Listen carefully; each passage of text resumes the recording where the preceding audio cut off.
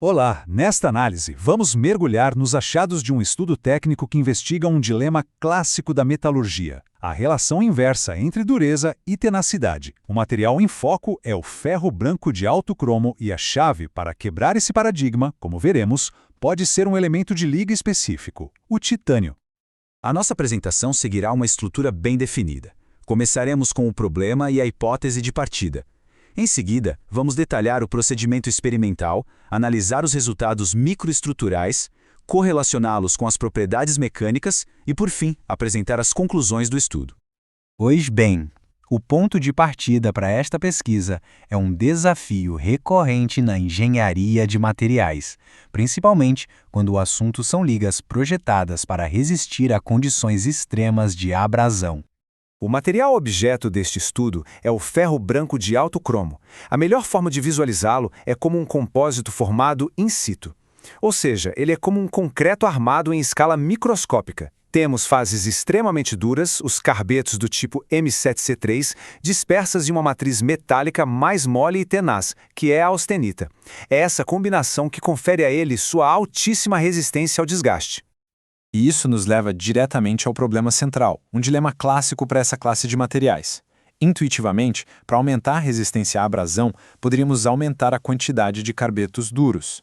O problema é que isso geralmente torna a liga mais frágil, diminuindo sua tenacidade. A grande pergunta que o estudo se propõe a responder é: será que é possível romper com essa troca? Existe uma maneira de obter mais dureza sem essa penalidade na tenacidade? A hipótese central do trabalho girou em torno do titânio. A ideia era que, ao ser adicionado, o titânio reagiria com o carbono para formar partículas muito pequenas e duras de carbeto de titânio, o TiC. Essas partículas teriam uma dupla função. Primeiro, reforçar a matriz de austenita, que é mais mole. Segundo, e talvez mais importante, atuar como sítios de nucleação ou sementes para o restante da estrutura, forçando um refinamento geral dos grãos.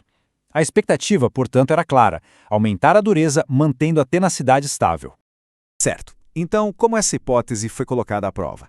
Vamos agora detalhar a metodologia experimental empregada no estudo. O delineamento experimental foi bastante rigoroso. Foram produzidas 6 ligas distintas. O ponto fundamental aqui, como se pode observar na tabela, foi manter os teores dos elementos principais, carbono e cromo, praticamente constantes. A única variável sistematicamente alterada foi a concentração de titânio, que partiu de 0 e foi até aproximadamente 2% em peso.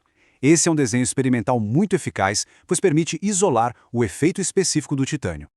O processo seguiu as etapas padrão de fundição. As ligas foram preparadas em um forno de indução, com as adições controladas de titânio e então vazadas em moldes de areia. A partir dos lingotes obtidos foram retiradas amostras que passaram por uma caracterização completa, tanto microestrutural, com técnicas como microscopia eletrônica e difração de raios-x, quanto de propriedades mecânicas, com ensaios de dureza e tenacidade à fratura.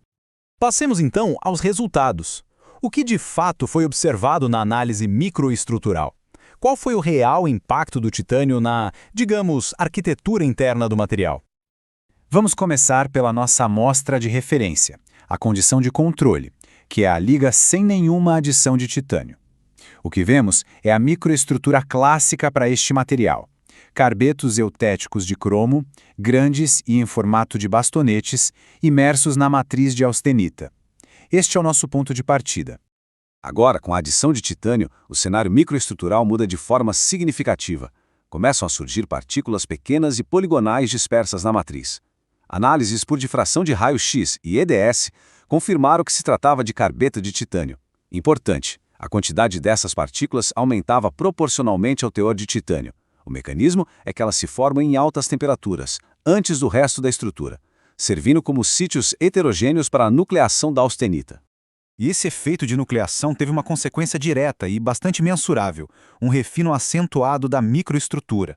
Uma das hipóteses foi confirmada. A presença desses núcleos de TiC forçou a estrutura a se solidificar de forma mais fina.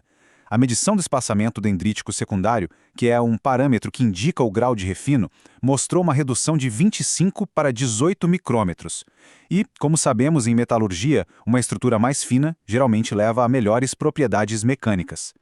Houve também uma outra consequência interessante. Como o carbeto de titânio é termodinamicamente muito estável, ele se forma primeiro, consumindo parte do carbono que estava dissolvido no metal líquido. Com isso, restou menos carbono disponível para a reação eutética posterior, que forma os carbetos de cromo. O resultado foi uma leve diminuição na fração volumétrica desses carbetos M7C3, que são mais grosseiros e frágeis, de 25% para 21%. Muito bem, mas a questão fundamental é como essas alterações microestruturais impactam as propriedades mecânicas. É aqui que conectamos a microestrutura com o desempenho macroscópico do material. O primeiro resultado notável foi um aumento expressivo da microdureza da matriz austenítica. Ela saltou de 330 para 500 vickers, um ganho de mais de 50%. Esse efeito se deve ao mecanismo de endurecimento por dispersão causado pelas finas e duras partículas de TiC que se precipitaram dentro da matriz.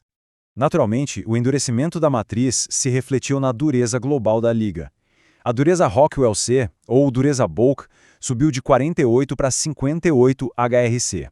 E vale ressaltar que um aumento de 10 pontos na escala Rockwell-C é extremamente significativo para aplicações que exigem alta resistência ao desgaste. E aqui chegamos ao resultado mais significativo de todo o trabalho. Enquanto a dureza, como vimos, aumentou de forma substancial, a tenacidade à fratura permaneceu praticamente inalterada na casa dos 18 megapascal raiz de metro. A principal hipótese do estudo foi, portanto, confirmada. Foi possível aumentar a dureza sem o sacrifício correspondente da tenacidade. Então, para amarrar todas essas observações, vamos sintetizar as principais conclusões que podem ser extraídas desta investigação. Em resumo, as conclusões são bastante claras. A adição de titânio promove o refino microestrutural e aumenta a dureza por meio da precipitação de TiC.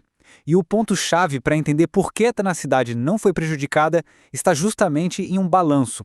O efeito de endurecimento da matriz, que tenderia a fragilizar o material, foi compensado pela ligeira redução na quantidade dos carbetos eutérticos M7C3, que são a fase mais frágil da microestrutura.